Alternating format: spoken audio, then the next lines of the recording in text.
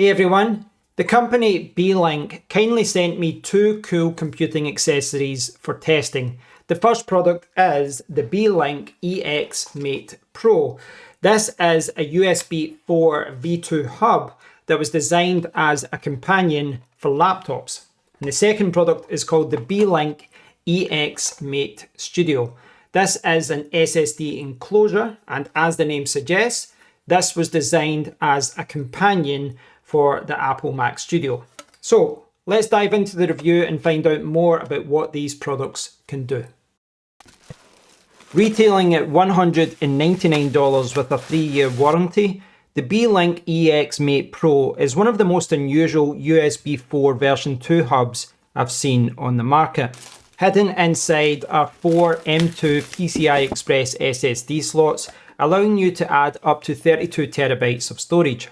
The built-in 140 watt power supply allows the main USB 4 version 2 upstream port to deliver up to 96 watts to a connected laptop, whilst the second USB 4 version 2 port can provide up to 15 watts. You also get two USB Type A ports. One is USB 2.0 and one is USB 3.0. And at the back, there is an HDMI 2.0 output and a 2.5 gigabit Ethernet port. More surprisingly, the EX Mate Pro also has an integrated speaker and 4 microphone array for calls and meetings. The dock comes packaged inside a useful portable storage case. Alongside the EX Mate Pro, Beelink includes a user manual, power cable, HDMI 2.0 cable, and an 80 gigabits per second USB Type-C cable. The dock has a pearl white plastic exterior with audio controls on top, a power button at the front, and an integrated speaker at the rear. To open the enclosure, you first need to remove 4 silicon plugs from the base.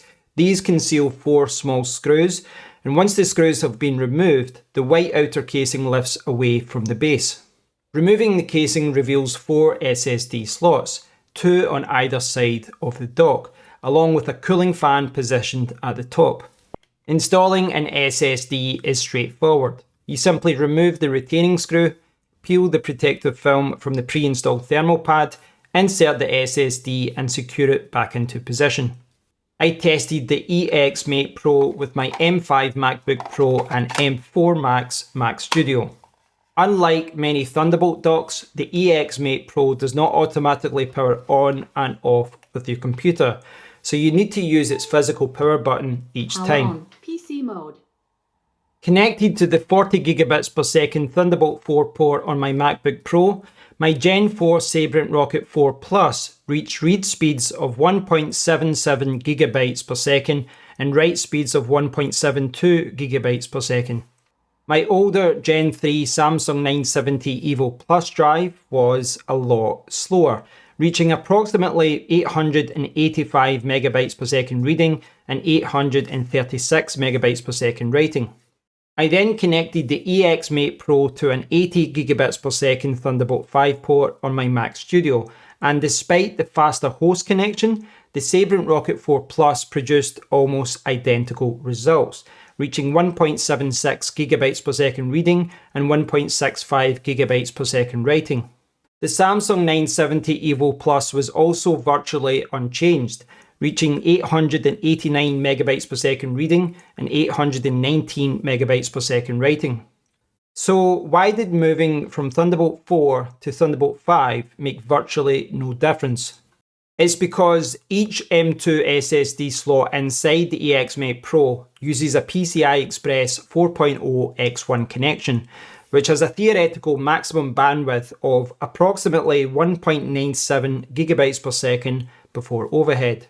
The Sabrent Rocket 4 Plus is therefore operating fairly close to the practical limit of an individual SSD slot. The Samsung 970 EVO Plus supports PCI Express 3.0 rather than PCI Express 4.0, so although it uses the same single PCI Express lane, a Gen 3 lane transfers data at approximately half the rate of a Gen 4 lane. Its result of around 885 megabytes per second reading is therefore close to what you would expect from a PCI Express 3.0 X1 connection. In other words, the lower performance results of the Samsung SSD do not appear to be a USB 4 version 2 compatibility problem. Instead, it is a consequence of the SSD using the older PCI Express generation.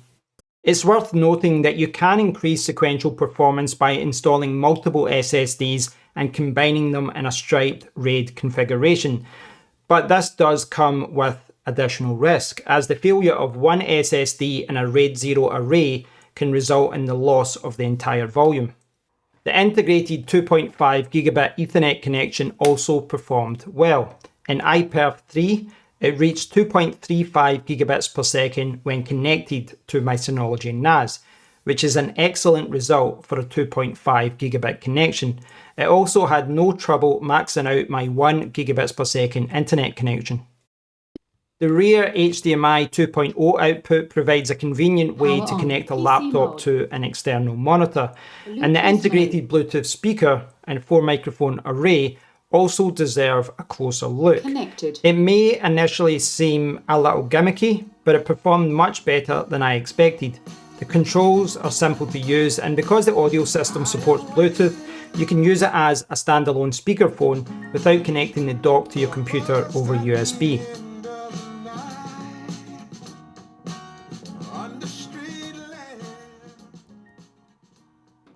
Let's turn our attention to the Beelink EX Mate Studio. Retailing at $119 with a 3-year warranty, it was designed specifically for Mac Studio owners who want to expand their storage. It's a simple USB 4 version 2 storage expansion solution with two internal M2 PCI Express 4.0 SSD slots, allowing you to add up to 16 terabytes of storage. One of my favourite aspects of the design is that the enclosure can sit either above or underneath the Mac Studio. Low power SSDs can be powered directly by the 15 watts supplied through the Mac Studio's Thunderbolt port. A separate USB-C power delivery 3.0 input is also available if your SSDs require additional power. In the box, Beelink includes a user manual and two 80 gigabits per second USB Type-C cables. The shorter cable is intended for use when the dock sits underneath the Mac Studio, whilst the longer cable is designed for placing it on top. The EX Mate Studio is constructed from an aluminium alloy that closely matches the appearance of the Mac Studio. To open the enclosure, first peel away the two long silicone strips on the underside. This reveals 4 screws that secure the base plate, and after removing the screws, the base plate lifts away. Inside, the compact motherboard occupies only a small section of the enclosure, leaving a surprising amount of unused space. A message printed underneath the SSD slots explains that an SSD must be installed in slot 1 before slot 2 will work. This means that anyone installing only one SSD must place it in the first slot. Like the EX Mate Pro, the enclosure comes with 2 pre-installed thermal pads, so installing the SSDs is straightforward. Simply insert each SSD and secure them using the retaining screws. You can then reinstall the base plate, tighten the 4 screws and reattach the silicone strips. I placed the EX Mate Studio on top of my Mac Studio as I already use another dock underneath. It fits perfectly, although I suspect many people will position it underneath so the Apple logo remains visible. To use the supplied cable, I rearranged a few of my existing Thunderbolt connections so that I could connect it directly to the first Thunderbolt port on my Mac Studio, which is positioned beneath the enclosure. You can, of course, use your own USB 4 version 2 cable if you want to connect to a different port at the back of your Mac Studio. Because I installed 2 SSDs, bus power alone was not sufficient and I had to connect an external USB-C power supply to the rear power delivery input. However, unlike the EX Mate Pro, the EX Mate Studio automatically powers on and off alongside the Mac Studio. And whilst each M2 SSD slot in the EX Mate Pro is limited to a PCI Express 4x1 connection, each slot in the EX Mate Studio uses PCI Express 4.0 x2. This provides a theoretical maximum bandwidth of approximately 3.9 gigabytes per second per slot. As a result, my Gen 4 Sabrent Rocket 4 Plus reached 3.49 gigabytes per second reading and 3.28 gigabytes per second writing. My Gen 3 Samsung 970 EVO Plus reached 1.79 gigabytes per second reading and 1.59 gigabytes per second writing, which is roughly twice the performance it achieved in the EX Mate Pro. That increase makes sense because the EX Mate Studio provides two PCI Express lanes to each SSD slot instead of one. So the Samsung drive still transfers data at Gen 3 speeds, but the additional lane effectively doubles the bandwidth available to it. So far in this video, I've given you a lot of facts and a lot of figures, but what I'd like to do now is kind of change pace and give you my own opinion on these products after using them for a few weeks. So let's start off with the EX Mate Pro. This is, in some respects for me, quite a difficult product to review because there's not many products out there like this. It's USB 4 V2 and there are a lot of USB 4 V2 hubs, Thunderbolt 5 docks, etc. out there on the market, but they are typically $300, $400 and $500 or so. This is $199. So this is certainly at the lower end of that market from a pricing perspective. And I do think if you take the price into consideration, the cables you get, the bag, etc., I think it's a really good deal overall. It's not perfect though, and you probably noticed that through the video. There are some things that you should be aware of. The speaker, the integrated microphone array, and the integrated Bluetooth controls, I thought they worked incredibly well. I thought it was great. Obviously, if you've got a laptop with terrible speakers, terrible microphones, this is very appealing right away. But I think a lot of people might like using this anyway because it's going to be a little bit louder than the speakers in your laptop, generally speaking. You know, some people have very powerful laptops, but yeah, the speakers inside is good. The microphone seemed okay when I tested it as well. So yeah, it's, I guess you could call that gimmicky in some respect. Not everyone needs that, but it works and it works well. As far as port selection goes, I'm never 100% happy with the port selection in a dock. Everyone's got different needs and requirements, etc. I think from a port selection, the overall selection's okay. I would have liked another Type-C port, and we've obviously got USB 3.0 and USB 2.0 there. I'd like both of those ports to be USB 3.2, 10 gigabits per second, etc. But I get it, this is for a mouse or a keyboard, but yeah, I would have liked faster ports.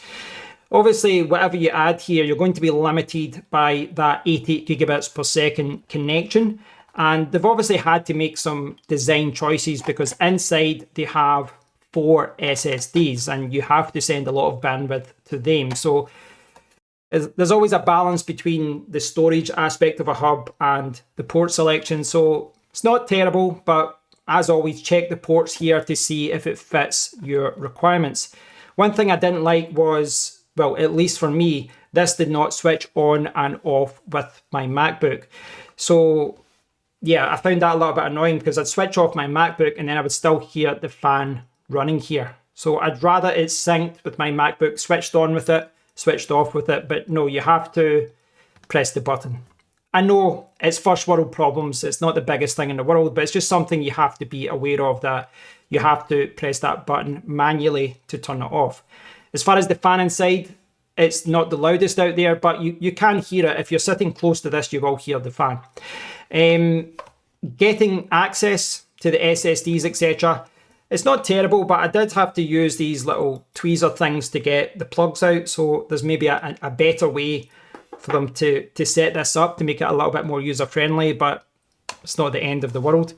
I think my biggest issue with this and the biggest thing to be aware of is the SSD selection. I think having 4 SSDs in a hub like this is a massive selling point. But as I explained earlier, all of these M2 SSD slots are limited to PCI Express 4 X1.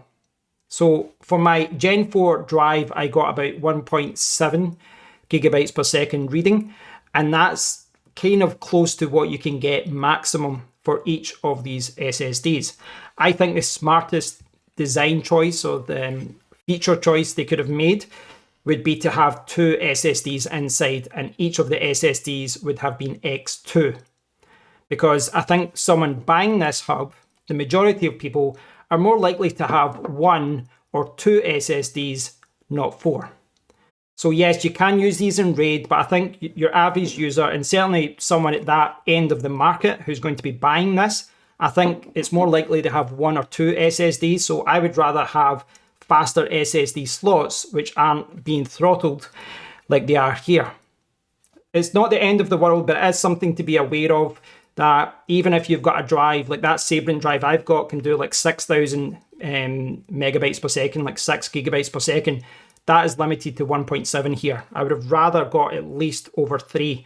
So yeah, something to be aware of. And I do think if they do a revision of this in the future, I would rather they had 2 slots instead of 4. But they opted for 4. It might suit some people, but it is something to be aware of.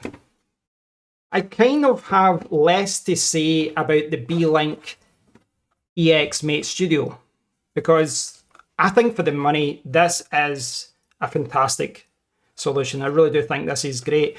I think this is a good solution too, but I do think it's not for everyone. You know, there's some things there that might put some people off. Not everyone wants a speaker, and certainly not everyone needs slower ports and multiple SSD ports.